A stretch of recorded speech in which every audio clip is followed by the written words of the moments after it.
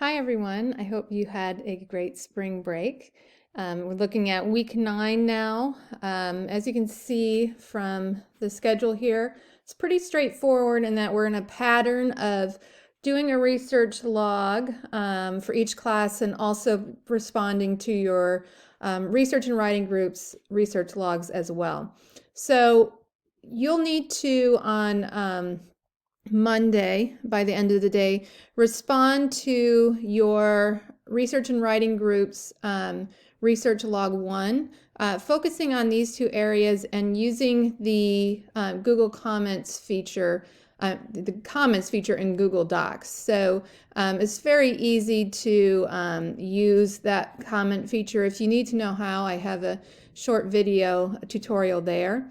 But basically you highlight something that you want to comment on, and to the right there's a little plus sign to add a comment. So you want to be giving mainly your feedback on summaries and the editor's commentary, leaving at least 2 comments. And if there's anything else you see, if they're missing components of research log 1, you can point that out to them as well. And so you're going to also, for research log 2, you are looking in a different place this week for each of your, you're looking in a different place than you did last time. So for research logs 2 and 3, you're going to be looking at these journal databases which focus on writing studies. Okay, so you can find a source from any of these. Okay, and the same thing for research log 3. I'm asking you to either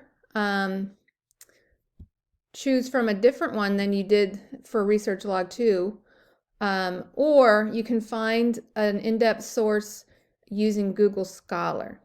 All right, so it's up to you. If you want to keep looking in those journals that you did for research log 2, you can, or you can find one from outside of those using Google Scholar. Okay, so for research log 2, you have to use these. For research log 3, you can use either Google Scholar or these.